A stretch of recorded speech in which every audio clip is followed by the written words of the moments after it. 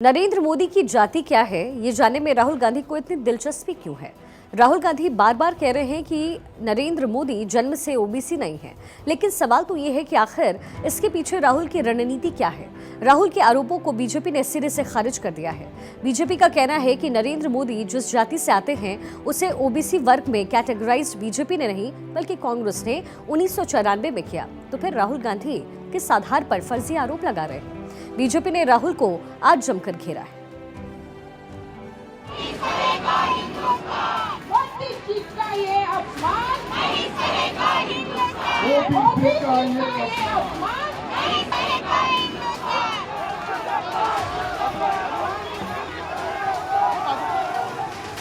राहुल गांधी ने प्रधानमंत्री नरेंद्र मोदी की जाति पर सवाल खड़े किए तो सियासी हंगामा मच गया।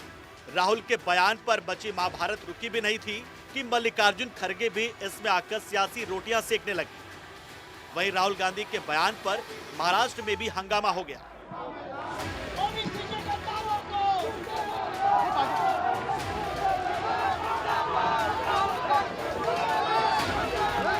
सबसे पहले आप सुनिए कि मोदी की जाति को लेकर राहुल गांधी ने क्या कहा।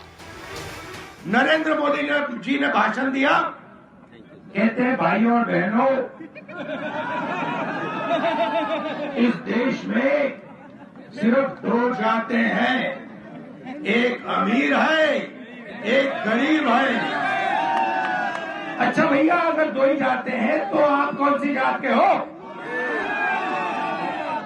आप गरीब तो नहीं हो, आप 24 घंटा नया सूट पहनते हो,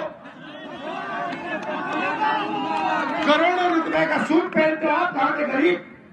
और अगर दो ही जात है तो आप ओबीसी कहां के बन गए? राहुल के इन आरोपों को बीजेपी सांसद नरहरि अमीन ने हवा निकाल दी। नरहरि अमीन ने एक्स पर लिखा कि राहुल गांधी को अपने झूठ के लिए पूरे देश से माफी मांगनी चाहिए।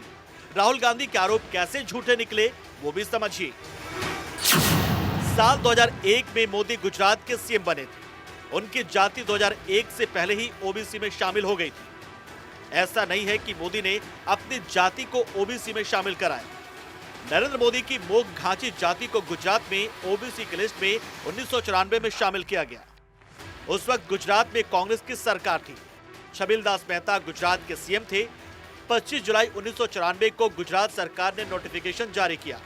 मोग घांची जाति को ओबीसी में शामिल किया गया था। यानी ये नोटिफिकेशन ही राहुल गांधी के तमाम आरोपों को खारिज करता है। अब सवाल है क्या कि राहुल गांधी ने ऐसे तथ्यहीन आरोप लगाकर क्या दिखाना चाहा है? क्या वो सिर्फ सियासत ही करना चाहते हैं? राहुल के बयान पर बीजेपी में भी भयंकर नाराजगी है।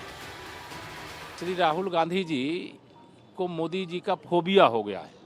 वो हर समय मोदी जी के प्रति अपमानजनक शब्दों का प्रयोग करते हैं। गरीब कल्याण की योजनाएं उनको सहन नहीं हो रही हैं। तो श्री राहुल गांधी जी का ये फ्रस्ट्रेशन है, जो इस प्रकार की बातें वह बोलते हैं। देश का इतना बड़ा जनादेश और उसका अपमान करने का काम, ये मोदी जी का अपमान नहीं है, देश के पिछड़े वर्ग का, ओबीसी का अपमान करने का काम किया है।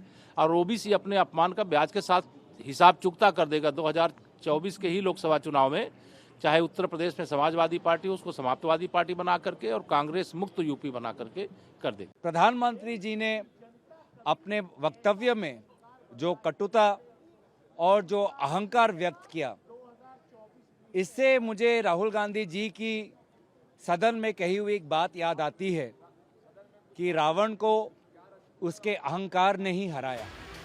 सवाल है क्या कि सबसे बड़ा ओबीसी कौन? ओबीसी के लिए काम कौन कर रहा है? कौन इस वर्ग के बारे में सोच रहा है? बीजेपी दावा करती कि ओबीसी वर्ग का सबसे ज्यादा सम्मान उसी ने किया है। इसके पीछे वो तर्क भी देती है कि प्रधानमंत्री खुद ओबीसी है। उनके मंत्रिमंडल में 29 केंद्रीय मंत्री ओबीसी वर्ग से हैं। 85 सांसद ओबीसी समाज से आते हैं। 27% एमएलए भी ओबीसी हैं, जबकि बीजेपी के 40% एमएलसी ओबीसी हैं। बीजेपी ये भी बताती कि उसकी योजनाओं का सर्वाधिक लाभ किस जाति को कितना मिला है। योजनाओं का भी सर्वाधिक लाभ पिछड़े वर्ग को ही मिला है। पिछड़ा 44%, दलित 19%, आदिवासी 3%, सवर्ण 26% और अल्पसंख्यक 8%। बीते चुनाव के नतीजे भी बताते कि देश में पिछड़े वर्ग का भरोसा लगातार नरेंद्र मोदी पर बढ़ा है।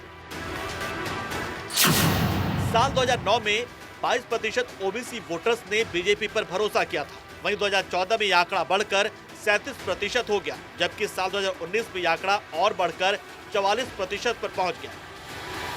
यानी ओबीसी समाज का बड़ा वर्ग बीजेपी और नरेंद्र मोदी के साथ है और राहुल गांधी इसी वर्ग को अपने पाले में लाने की कोशिश करने के लिए बार बार जाति की बात करते हैं, जातिगत जनगणना की मांग करते हैं। Bureau report, Bharat 24।